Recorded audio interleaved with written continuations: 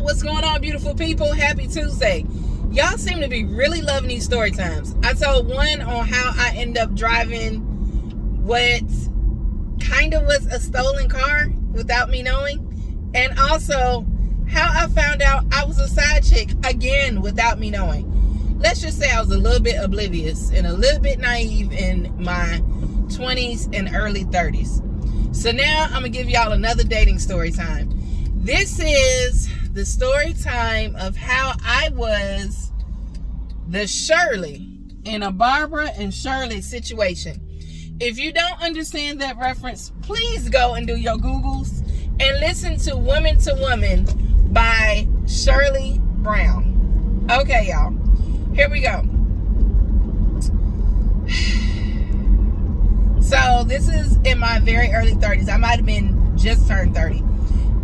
And I was dating then he was my boyfriend. Later he became my ex-husband, and this is probably one of the reasons why.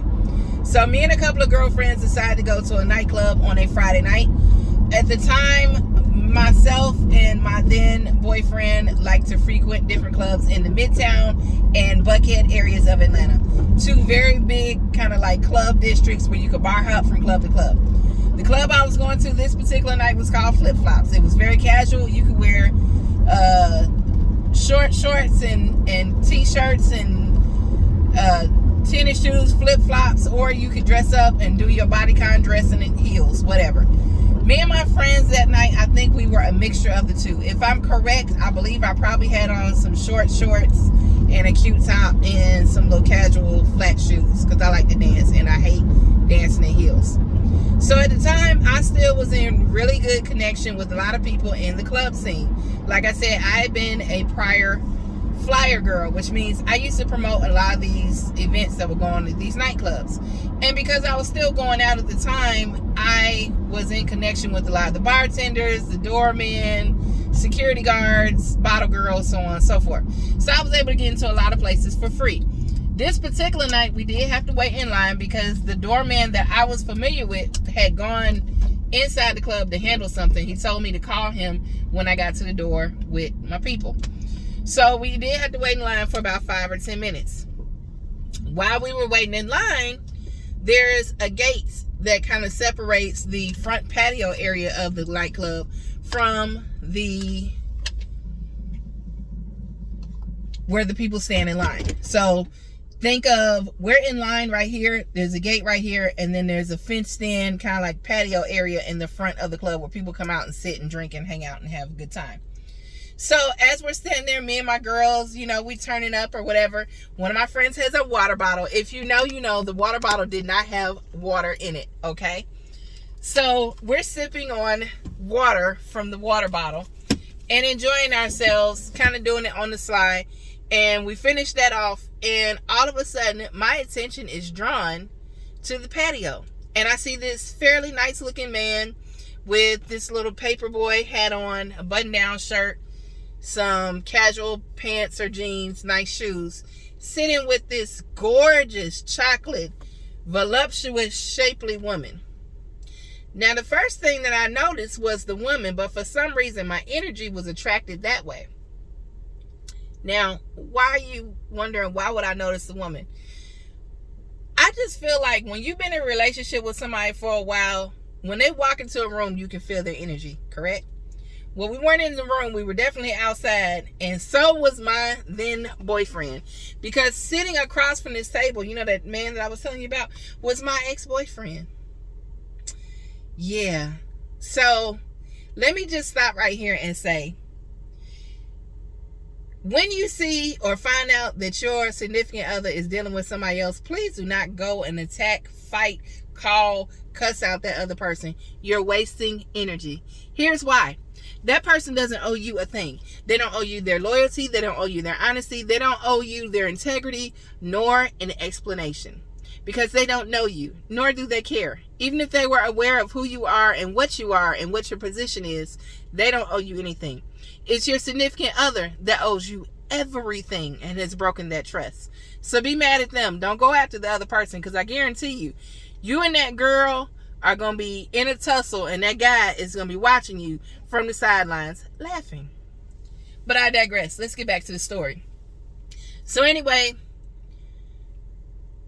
I catch them sitting there, and no sooner than I do, my homegirls follow my gaze, and they see him sitting there. And they are TTG. They are trained to go, okay? Because at the time, these were my riders, okay? We out. We looking good.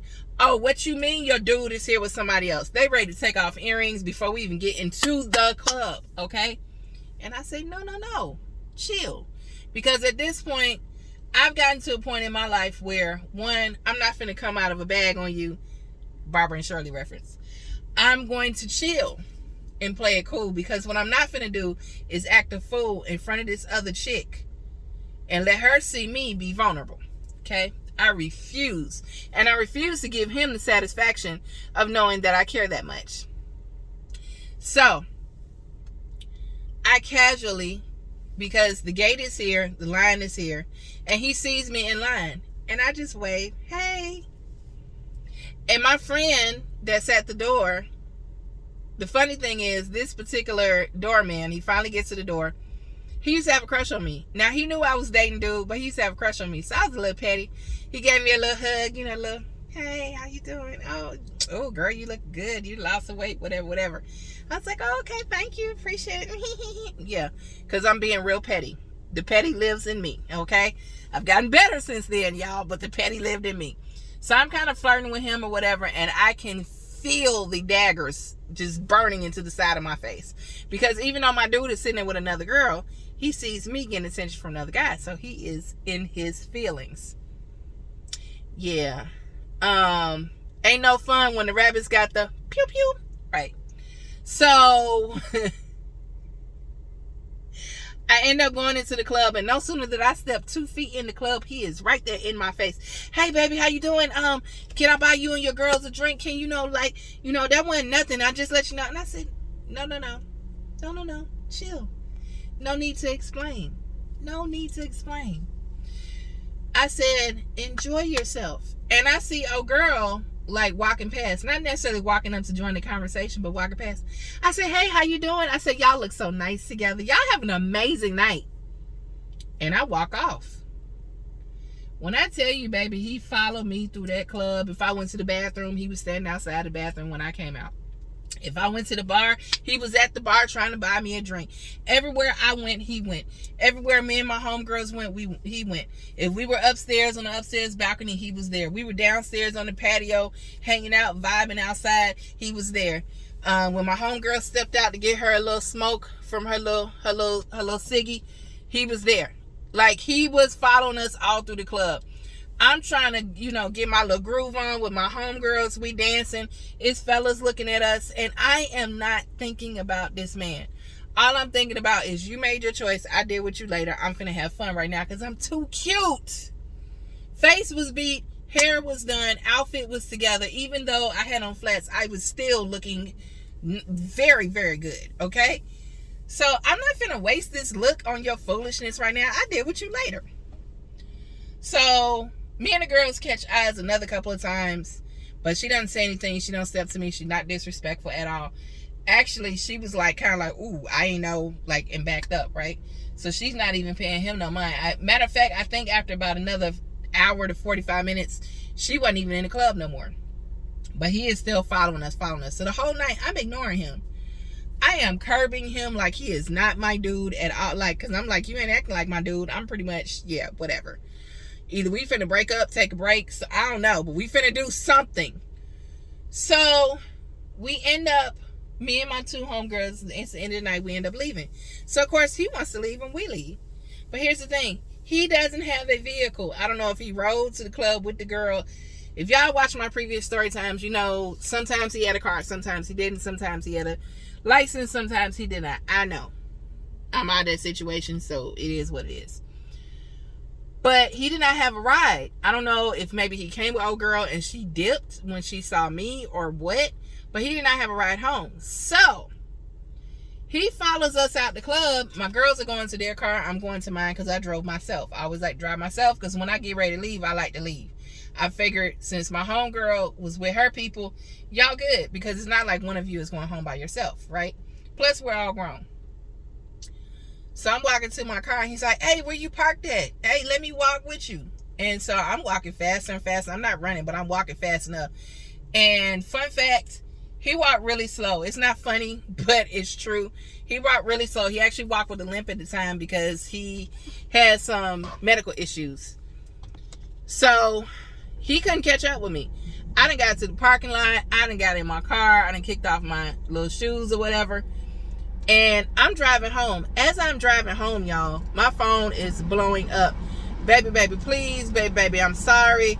Baby, baby, this. Baby, baby, that. And I'm just like, after a while, I'm just sending it straight to voicemail. And then I just I block all of his calls. I completely block him. And so something told me when I got home to park in a different spot. Because, of course, he knew where I live. We've been dealing with each other for a while.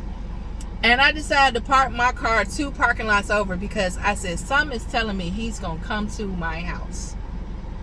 I don't know why I had that feeling. But I wasn't scared. I felt very much at peace. Even though this person was narcissistic and sometimes, you know, he was the giver of DV. Okay? And unfortunately, I was a receiver. I was not scared in this moment. I felt very sure of myself and just like, yeah, I'm not fooling with that. I'm finna go to sleep stress-free. And that's exactly what I did. So I parked my car 2 parking lots away from my then apartment. And I went home, took me a shower, washed off my face, got in the bed.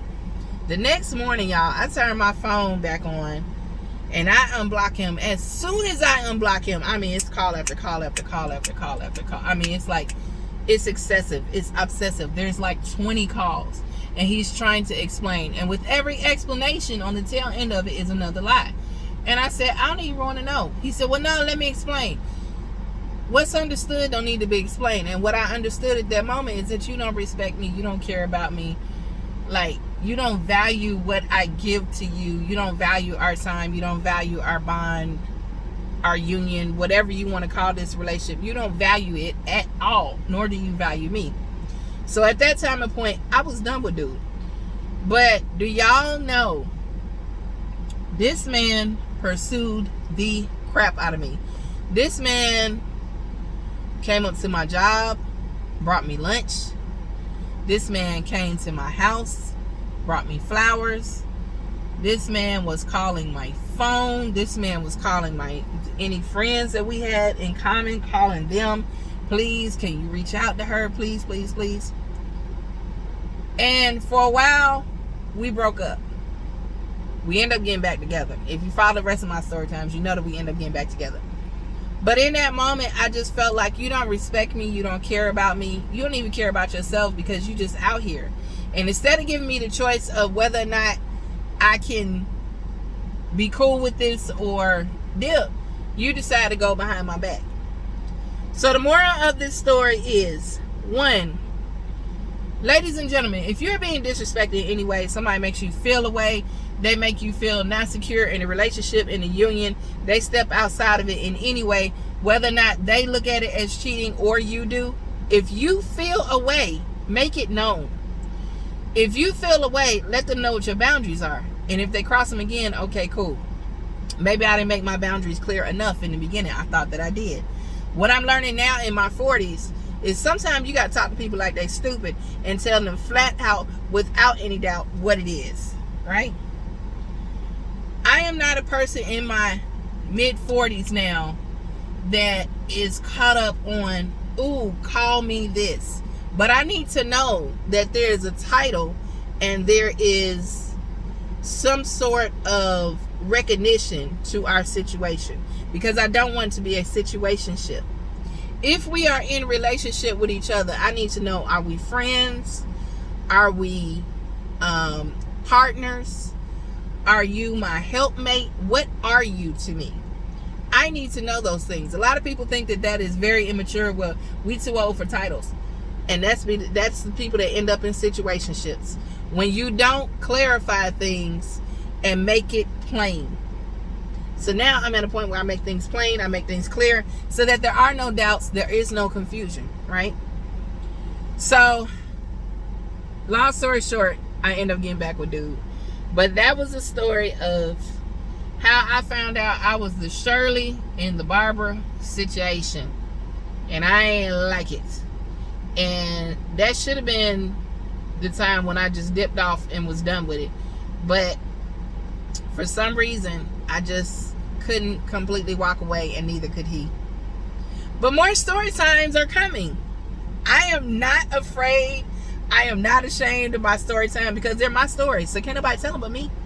Can't nobody shame me with my truth, right? And can't nobody shame you with yours. So if you would like more story times, go ahead and subscribe, and let me know in the comments down below if you guys are enjoying these videos. I see y'all watching. I see the likes going up. I see the watches going up. I appreciate it, because your girl is trying to get that good old YouTube plaque, you feel me? So help me out by going ahead and hit that subscribe button, like and comment this video. Thank you for watching yet another crazy dating story time. There will be more to come. Peace and blessings, everybody.